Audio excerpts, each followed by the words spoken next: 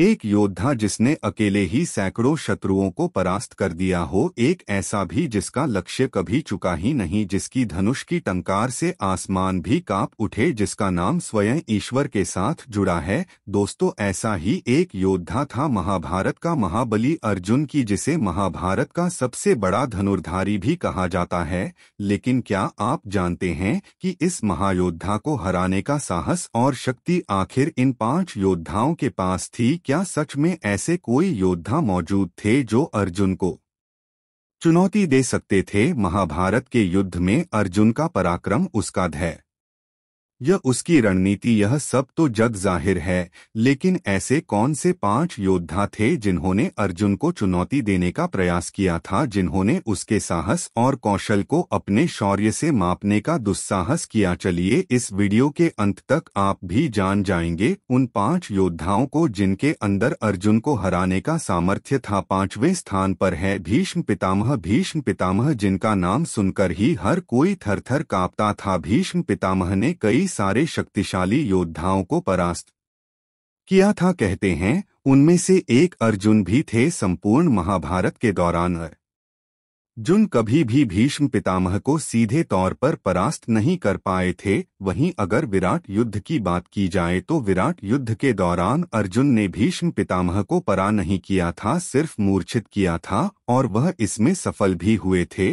और उनका मुकाबला सीधे तौर पर भीष्म से उस समय भी नहीं हो पाया था। वैसे भीष्म पितामह अर्जुन को बेहद प्रेम करते थे और इसीलिए वह कभी भी अर्जुन के ऊपर ऐसे तीर नहीं छोड़ते थे जो उनके प्राण ले सकते। महाभारत के 10 दिन के युद्ध तक लगातार भीष्म पितामह रोजाना कई सारे पांडव सैनिकों का वध करते थे, और इस दौरान अर्जुन और भीष्म पितामह का आपस में कई बार आमना सामना हुआ, जहां अर्जुन उन्हें बिल्कुल भी परास्त नहीं कर पाए। सिर्फ यही नहीं, कुरुक्षेत्र के युद्ध में भीष्म पितामह रोजाना कई सारे लाखों पांडव सैनिकों का वध करते और उनके पास इच्छा मृत्यु का वरदान था, इसीलिए उन्हें हरा पाना और मार पाना बिल्कुल असंभव था। यह बात खुद भगवान श्री कृष्ण भी जानते थे, इसीलिए भगवान श्री कृष्ण ने इसके लिए एक युक्ति सोची। उन्होंने पांडवों को स्वयं भीष्म पितामह के पास भेजा ताकि वह उनसे इच्छा मृत्यु के इस बंधन को तोड़ने और उनकी मृत्यु का रहस्य जान पाए। तब भीष्म पितामह खुद जानते थे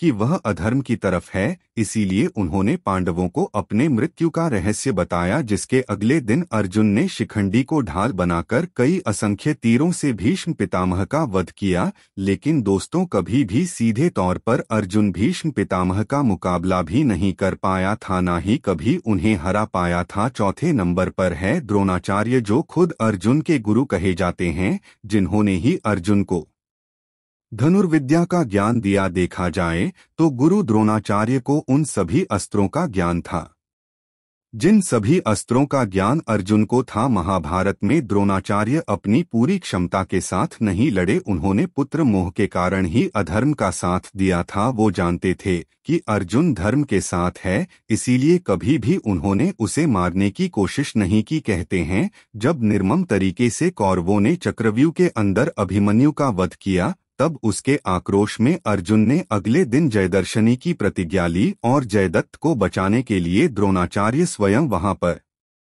मौजूद थे। युद्ध के आरंभ होते ही अर्जुन का आमना सामना द्रोणाचार्य से हुआ। उस वक्त काफी देर हो चुकी थी, दोनों का द्वंद्व बहुत देर से चल रहा था, जिसका कोई निष्कर्ष ही नहीं निकल रहा था। यह देखकर भगवान श्री कृष्ण ने अर्जुन से कहा कि वह आचार्य द्रोण से आगे जाने की आज्ञा मांगे और ये युद्ध बंद कर दे। अर्जुन ने बिल्कुल ऐसा ही किया और एक शिष्य होने के नाते उन्होंने अपने गुरु से आगे जाने की आज्ञा मांगी। तब आचार्य द्रोण उसे मना न कर सके और उसे आगे बढ़ने की आज्ञा दे दी। यदि आचार्य द्रोण सचमुच चाहते तो उस दिन जय दर्द जिंदा बच जाता और अपनी प्रतिज्ञा वश अर्जुन को आत्मदाह लेना पड़ता, और द्रोणाचार्य ऐसा नहीं चाहते थे, इसीलिए उन्होंने अर्जुन को आगे जाने दिया। देखा जाए तो आचार्य द्रोण में भी अर्जुन को हराने का सामर्थ्य था, क्योंकि वह स्वयं उनके गुरुदेव थे। तीसरे नंबर पर मौजूद है भगत द प्रयाग ज्योतिषपुर के राजा भगत थे, जिन्होंने महाभारत में कौरवों का साथ दिया। उनके दोनों बेटों को ही स्वयं महाभारत में नकुल और सहदेव ने और साथ ही अर्जुन ने मार गिराया था। इससे भगदत्त अर्जुन पर बहुत गुस्सा हुए और उनके साथ युद्ध करने के लिए निकल पड़े। कहते हैं दोनों के बीच बहुत ही भीषण युद्ध चला था। कहते हैं वह पूरी तरह से अर्जुन पर हावी थे। अर्जुन के बेबस पड़ते ही भगवान श्री कृष्ण ने ही उन्हें बचाया था। कहते हैं जब भगत पूरी तरह से अर्जुन के साथ युद्ध कर रहा था तो अचानक ही अर्जुन के कई सारे असंख्य बाणों से भगत घायल हो गया और उसके पास जब कोई चारा नहीं बचा तब उसने आक्रोश में आकर वैष्णवास्त्र अर्जुन के ऊपर छोड़ दिया। भगत का छोड़ा हुआ यह दिव्यास्त्र सबका विनाश करने वाला था। तब भगवान श्री कृष्ण ने स्वयं इस अस्त्र को अपनी छाती पर ले लिया और इस तरह से अर्जुन बच गए। लेकिन उसके बाद अर्जुन ने भगदत्त का वध कर दिया।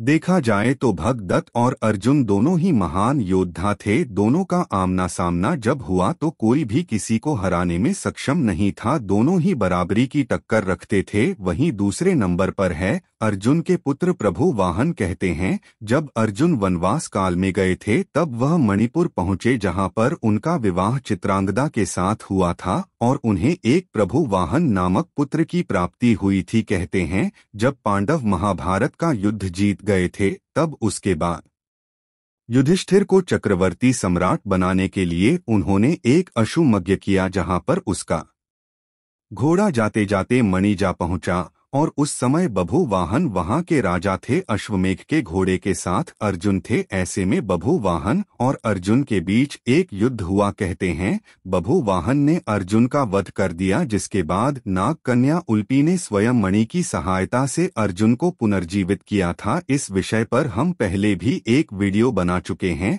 आपको लिंक डिस्क्रिप्शन में और साथ ही आई कार्ड में अवश्य दिख जाएगा। वहीं पहले नंबर पर कोई और नहीं बल्कि पवन पुत्र हनुमान है। जी हाँ, पवन पुत्र हनुमान से कभी भी अर्जुन नहीं जीत सकते थे। इस विषय पर हमें एक पौराणिक कथा भी मिलती है।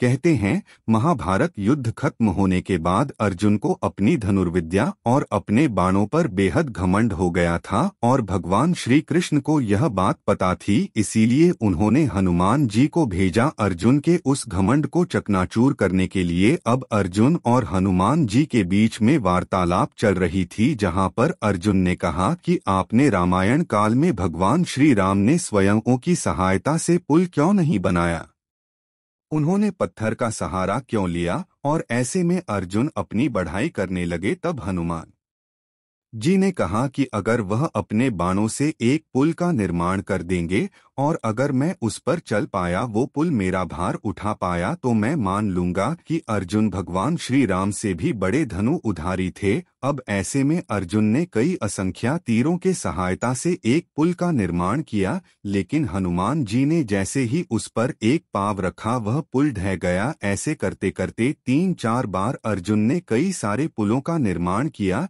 लेकिन वह हनुमान जी का भार नहीं उठा पाए। इससे अर्जुन का घमंड जूट चूर हो गया। तो दोस्तों, यही थे वो 5 योद्धा जो सीधे तौर पर अर्जुन को हरा सकते थे और इनमें से कुछ योद्धाओं ने तो हराया भी था।